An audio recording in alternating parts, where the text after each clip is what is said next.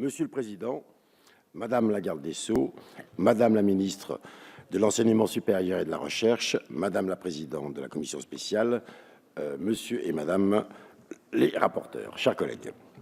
8 ans se sont écoulés depuis le dernier projet de loi relatif à la bioéthique. 8 années de progrès médicaux, technologiques et biologiques qui ont infusé dans notre société en élargissant le champ des possibles. Le texte dont nous entamons l'examen aujourd'hui vise à prendre compte ces évolutions et à établir les bornes nécessaires pour parvenir à un équilibre entre ce que la science rend possible et ce qui est souhaitable pour la société. Trouver un équilibre n'est pas chose aisée. Il nous incombe à tous de tout faire pour s'en rapprocher en s'appuyant sur les principes d'égalité et de dignité constitutifs de notre droit. Les nombreux éclairages, les témoins lors des auditions, les 3 ministres présents tout au long de la discussion en commission ont été utiles et instructifs. Qu'ils en soient remerciés. Je tiens à saluer au nom du groupe MoDem la très grande qualité des débats qui se sont tenus au sein de la commission spéciale il y a 2 semaines. Toutes les opinions, tous les doutes, tous les questionnements ont pu être entendus et discutés. Notre Assemblée a su se montrer digne des enjeux soulevés par ce texte. Il faut savoir le souligner. Gageons que les 3 semaines d'examen en séance publique perpétuent l'esprit constructif qui s'est dégagé du cycle d'audition et de la commission. Ce texte est à la fois dense et multiple, puisqu'il aborde des sujets extrêmement variés. Si l'opinion publique s'est cristallisée, ou en tout cas a cristallisé son intention sur l'extension de la PMA à toutes les femmes, bien d'autres sujets sont tout aussi importants, et notamment ceux relatifs à la conversion des progrès et aux découvertes scientifiques qui vont très vite dans notre droit. Parmi les grandes avancées portées par ce projet de loi, certaines sont trop peu souvent citées. Je pense précisément aux articles permettant de favoriser les avancées scientifiques portant sur les cellules souches embryonnaires, tout en précisant des limites claires et un encadrement strict. Notre pays dispose des garde-fous suffisamment robustes pour permettre une recherche ambitieuse et éthique.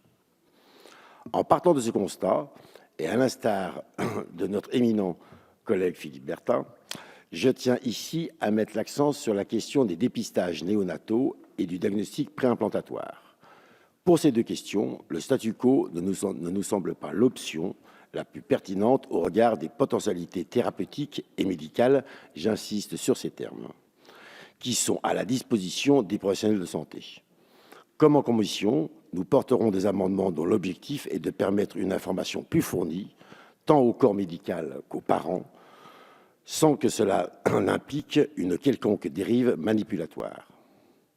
Encore une fois, mes chers collègues, notre ambition tient en 2 mots, dépister et diagnostiquer, rien de plus, rien de moins.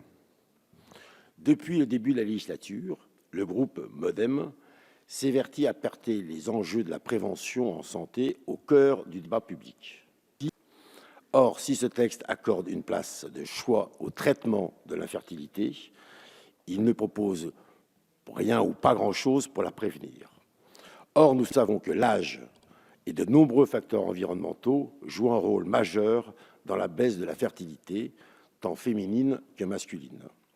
Les nombreuses auditions ont d'ailleurs démontré le faible degré de connaissance de nos concitoyens, notamment les plus jeunes d'entre eux, sur cet enjeu crucial. Aussi, le sujet de la prévention sur l'infertilité a germé par voie d'amendement en commission et a suscité un très large consensus. Notre groupe se félicite de la mise en commun des intelligences de l'ensemble des groupes politiques pour parvenir à une proposition transpartisane visant à prendre des mesures relatives à l'information et à la sensibilisation sur l'infertilité. Merci à vous tous. Enfin, ce texte aborde la question de l'encadrement de l'intelligence artificielle. Il va falloir s'habituer désormais à légiférer sur cette technologie qui se développe rapidement.